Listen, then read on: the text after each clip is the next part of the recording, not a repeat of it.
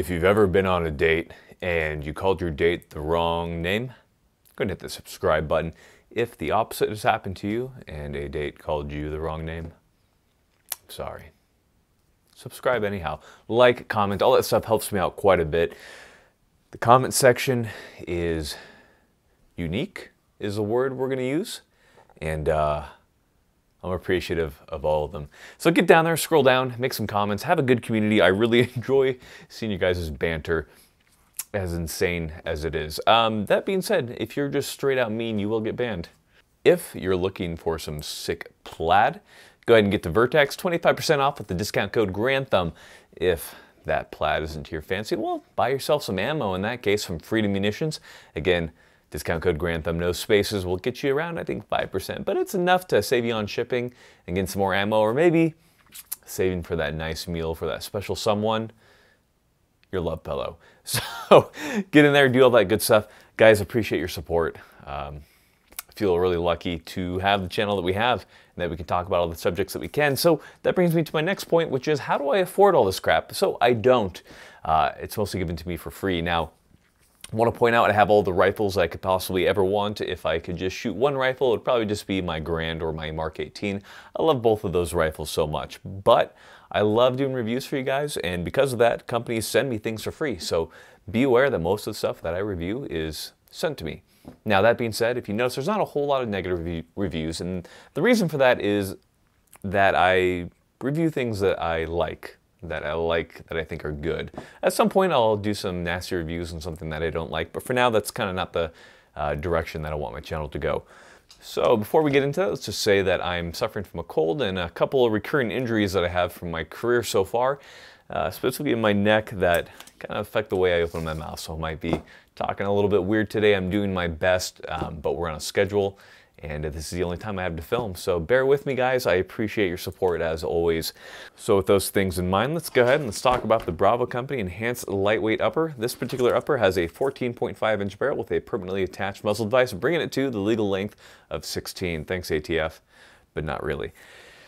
We're running a Colt lower with just a standard H1 buffer and all that kind of good stuff. So a while back, I made that video on the recce rifles, and I talked about my 14.5 build that was pretty much the same thing except key mod. So I've had a lot of time on these uppers, even though I've only had this upper for a shorter amount of time. My recce upper, which is, again, the same thing, the same barrel profile, except with key mod, I have around 15,000 rounds on as of today. This particular build, I have about 3,000 rounds on, but notwithstanding, the only differences are the rail. So I feel qualified enough to talk about this upper with some amount of authority, although I will concede very quickly that there are many people who have many more rounds through it. So take my review for what it is. I've been limited to, what, a total of 18,000 rounds on those two uppers. So some people may have differing opinions, but nonetheless, I think I've put more rounds to this than most people have that I've typically met. So what are you getting with a BCM rifle? Well, BCM rifles are well known for their quality. They're used around the world, they're used by various agencies, and they've proven themselves to be excellent rifles. What's really good about the BCMs is that they don't cost a whole lot. So they're at a price point that's pretty doable for most people. The upper with no bolt carrier group or charging handle costs around $670, maybe $700, depending on the sale that's going on. It's not bad at all. You know, you start adding in the bolt carrier group, you start adding, inching towards that 1,000, well, usually around 900 or so with everything added on. But nonetheless, I think these are a really good buy for most people, and I'm going to explain to you why. So first off, what makes these uppers so good is the rails. The rail systems, whether it be the KMR or in this case, the brand new MCMR, which is an MLOK version, are extremely lightweight. This particular rail weighs in and around 10.5 ounces. Pretty light. Compare that to the Gh3 Mark 8, which is one of my favorite rails, and that weighs in at around 13.3 ounces. And the Gh3 Mark 14, which is one of their newest rails, which weighs in at around 12 ounces. So with those two rails, still, this one is a lot lighter. Now, of course, you do sacrifice a little bit of durability, which we'll talk about a little bit later. But besides being extremely lightweight, it is also very non-girthy. It's very thin. It's very easy to wrap your hand around. Now, as you know, I'm kind of a fan of the girthy grips, but that being said, there is something very nice about being able to easily bring your hand around that weapon and easily control it and get it that good C-clamp grip, which has its place in certain situations. But I find that it's very easy to grip the rifle, to fire it with this particular handguard. I'm a big fan of it. A couple other things I really like about the BCM uppers is the enhanced lightweight profile barrel. So the whole government profile on barrels is not the best. It puts a lot of weight up front on the barrel where you don't want it. What the enhanced lightweight barrel does is it's thicker at the chamber and it tapers gradually down to the muzzle where it gets fairly thin. Now, you might ask why? Well, for most people, we're not doing a whole lot of automatic fire. So if you're using some type of crew-served weapon or a light machine gun of some type, you probably want a heavier barrel. But for a carbine, a lighter profile barrel works perfectly well. And the reason for that is that you're not firing enough rounds to really see that heat kind of affecting the accuracy. Now, I'm sure there's people out there who have done it. I know I have. But in this case, I think that this is a really good profile for the vast majority of shooters out there. Because as you lose all that material up front, it becomes very lightweight up front. It's easier to drive that rifle between targets very quickly, easily, and effectively. And also for shooters who maybe have a little bit less strength, whether that be to lifestyle or whether that be to injuries that they might have, it's a lot easier to hold that rifle. So I see a lot of benefits to it. As well, with less weight up front, you improve barrel harmonics. Now that's kind of a hot topic, and I don't want to get too deep into the weeds when I'm talking about barrel harmonics, because again, I'm not an engineer, I'm a shooter. But essentially, as the bullet travels down the length of the barrel is going to flex. The metal is going to flex with that round as it travels down. So barrel harmonics is kind of the ability of that barrel to flex with the bullet, but not so much that it whips and kind of affects accuracy. There's a lot that goes into it, but I found that the BCM barrels are fairly accurate for me personally. With just kind of normal ammunition, I'm usually sitting in and around like 2 MOA, which is good for most AR-15s. It's pretty typical of like nicely made AR-15s. And then with excellent ammunition, I'm shooting sub-MOA with a good optic and all that kind of stuff and conditions in my favor. But it is a very exceptionally accurate barrel. So don't think that just because it's a lightweight barrel that it's going to be inaccurate or something like that. I found these barrels to be exceptional, and I love the BCM barrel. And another thing that makes the BCMs really good is their gas system and their muzzle device, because that all kind of comes together to make the rifle very controllable. So on this particular build, the 14.5, it has a mid-length gas system. I'm a big fan of the mid-length gas system that allows kind of a gentler recoil impulse. But what BCM has really nailed is the gas port size. Because you see, gentlemen, if a gas port is too wide open, it's going to get a lot of gas back to your face and it's going to recoil typically a little bit harder. What's good about it is that allows all that gas to get in there, so if the gun is dirty, it's going to function, or if you're running lower powered ammo, say Tula or Wolf or something like that, not Wolf Gold though, I love Wolf Gold, it will cycle fine. Now if you have a gas port that's too small, then you're going to have the opposite problem. The gun's going to be really light recoiling, it's going to be nice to control, but if you're running underpowered ammo, it's not going to run very well. Or if you're running overpowered ammo, you're going to be okay. Now with the smaller gas port size, the problem is going to be that if you're running underpowered ammo, like Tula or Wolf, you're going to have a lot of trouble with cycling more than likely. Now of course if you're running hotter ammo, like mil-spec ammo, it's going to run fine compared to the larger port, where if you're running mil-spec, it's going to be very gassy. It's not going to be fun at all. It's going to be like, I was going to say it's going to be akin to the gas chamber when you're in boot or basic and all that kind of stuff. And we don't want that again. That was a bad time, let's be honest. BCM has kind of nailed it. They found the middle ground. They found a gas port size large enough to run most ammunition fine. I personally haven't had any problems with Tula or Wolf. And then, of course, small enough that when you run mil-spec ammo, you're not just getting destroyed by all that gas hitting you in the face. So because of that, you have a very nice recoil impulse with the BCM, and the recoil impulse feels a lot different than a lot of the AR-15s that I fired. I think BCM really nailed it with that. And that also comes down to the muzzle device. So the muzzle device right here on the BCM is the BCM Gunfighter Compensator Mod 0. So they advertise it as a tactical compensator or a gunfighter's compensator because it incorporates a lot of the design features of an A2 flash hider along with the comp, so you kind of get all the benefits, none of the disadvantages. Now in me using it, I found that it's not all roses there, because you still get concussion and you still get flash, right? So it's kind of not the best of both worlds, kind of that in between, that middle ground, that's where the BCM sits typically. So don't expect amazing flash suppression, don't expect no concussion. You're going to get a little bit of both, but again, it's that middle ground that BCM kind of occupies. And what this does do is this particular muzzle device really helps with muzzle rise and control, more so than I found with many comps, which sometimes are a little bit too aggressive and actually drive the rifle down too far. So BCM really did well with that muzzle device, and I would definitely recommend it. Now, so I'm a Surefire guy. I love running Surefire cans and Surefire muzzle devices.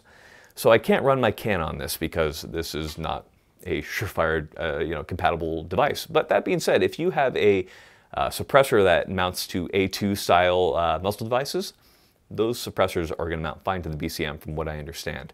So kind of cool there. Good on them, good on BCM. And the bolt carrier groups are excellent on the BCM. I consider them among the best and a standard by which I gauge many other AR-15s that I review or shoot in my time. So they're gonna run fine for you. I've seen these things go through a whole lot of rounds and be okay. There are a couple cons, and let me get into them here. Because when that rail gets so lightweight, you're going to sacrifice a little bit of that durability that you might be used to if you're used to using rails like the Daniel Defense RIS or the Gh3 Mark 8 or Mark 4. Those are very strong rail systems. The BCM isn't quite there, and that's fine. It's all about balance, right? You need to find what's going to work for you and what you do. So with these, especially where the MLOK slots are, not where the rail is, those can bend, and I have seen them bend. In fact, AKA Operators Union, who's a great channel, I'd really recommend that you follow him, did a really good torture test on these. Now, I don't torture test my rifles quite like he does. I'm not doing push-ups off these things, although maybe we'll incorporate that later. But he showed that they're very strong, but when it got ran over by a car, the rail did dent in. So that can definitely be an issue. But if you notice here, the top rail section has a lot of material, fairly reinforced, so these do not deflect. So if you need something to hold zero, have it on that rail. That's where I have my IR device, because I need that thing to be zeroed. Compared to my light, don't need the light to be zeroed. On the MLOK is fine. Just be aware of that issue. But in any case, you need to decide based on what you do in your job if that's kind of a thing. You know, if you're a guy who is running around just nailing this thing into corners of walls and you're, regularly backing over your your rifle, or you know what I mean, you might want to go with a different rail type than the BCM MCMR. Otherwise, I think that this is a really good option for the vast majority of shooters. And again, these rails have been used in various gunfights all throughout the world, so they are renowned. So there is one other problem when it comes to these rails, and that is going to be heat. As you remove material and as your rail gets more lightweight, your rail is going to become hotter faster. So these rails become hotter faster than the Daniel Defense rails and the Gh3 rails and other ones that are thicker and more robust than this particular rail right here. Now, is that a problem? I haven't found that it's been for me. I definitely notice the heat as I'm shooting this thing rapid fire and hard, but I'm typically wearing a glove and I haven't really had any issues. But I do want to point it out, that way it doesn't surprise you guys when it gets to that point. So before we end, let's talk a little bit about my rifle setup. So optic-wise, I am running the Aimpoint Comp M5. Brand new, haven't really made up my mind on it yet. I'm still running it. I have about 8,000 rounds on it. Great little optic. More on that later. I have it mounted to the ScalarWorks mount, which is probably one of the best mounting optic mounts that are available. They have them for many different optics. I'd highly recommend them. Moving forward, up at the front here, I have the B.E. Myers C1 Plus, which is a civilian version of the MAL. So great IR device. I would consider it probably the best IR device on the market currently. Right below it, I'm running the Arisaka 600 series weapon light. Both of these devices are attached to a Surefire dual switch. Now, quick reason why I'm running it that way. If you notice on the MAL, I can easily actuate those buttons with my support hand when I'm firing and doing all my normal stuff. But when I'm switching to offhand, it's going to be a little bit harder to reach over. So because of that, I have the pressure pad right here. That way I can simply actuate it nonetheless. Up front here, I am running the ScalarWorks front sight. Again, just like the optic mount, Big fan. I'm not running the rear sight because I prefer to have a folding rear sight and they have fixed rear sights. Quick note, I run a fixed rear front sight because I love to use it as a reference point when I'm shooting super fast, like Sonic the Hedgehog. At the back here, I have the Knights Armament Company foldable rear sight. Again, there are better, well, not better, there are cheaper iron sights out there that fold that do just as well, but I really love the look of the Knights Armament rear sight, so I use it quite a bit. Up here at the front, I have the BCM gunfighter grip and all that type of stuff. So some of you might say, hey, that is mounted backwards. So yes, on purpose. They can be mounted either way, and I prefer to have it mounted backwards. That way it is raking forward, kind of like the AK dong grip on a couple of the AK type rifles. Really comfortable hold. On the side right here, I have the BCM rail panels right here. Give you a little bit more texture to get on that gun. And finally, of course, I'm running the BCM comp right there. So that is my rifle. I am also running the Faro Concepts Slingster. Great little sling, one of my favorites, along with the Vickers sling. And finally, the B5 Systems Assault Mod stock. So that is this rifle and how I have it set up. Love it. Love the BCM MCMR. So, final thoughts on the BCM Enhanced Lightweight Upper with the MCMR. First off, if you're going to buy it, get it with the MCMR. Big fan of MLOK. I think it's going to kind of take over. I think MLOK and Keymod are pretty similar in strength, but in any case, it works really well. This is a great upper, guys. If you get the BCM upper, you're going to be happy. It's going to run very well for you, and I have no qualms wholeheartedly endorsing this upper and recommending it to you guys. So go out there if you're looking for an upper, buy it, be happy, all that kind of stuff. All right, guys. What matters? Looking cool. But you only look cool if you get training. So make sure you get training. I'll be recommending a couple companies to you, but one I can recommend right off the top of my head is Bear Solutions. Couldn't recommend them enough. Esoteric Group, a couple others. And that's it. I've got nothing else for you. Don't be creepy. Don't be creepy. So the question is how do you not be creepy when you're on a date or when talking to girls? I get that question a lot. Pretty easy, guys. I'll tell you what's not going to stop you from being creepy, and that's spending all your time on video games or watching YouTube videos. Get out there, get out into the world, talk to people, and the biggest thing is to find something you're passionate about. Invest yourself into something, and not video games. Everyone's passionate about having, doing that kind of stuff, but something that really interests you, whether that be music or mathematics or physics or whatever interests you. But become passionate about it, become good at it, read, make yourself an interesting person, because when you have that passion and that knowledge and you show that to somebody, they're going to be naturally attracted to you. You don't have to become somebody different. Just be who you are, but be the best you that you can possibly be. Hope that was helpful.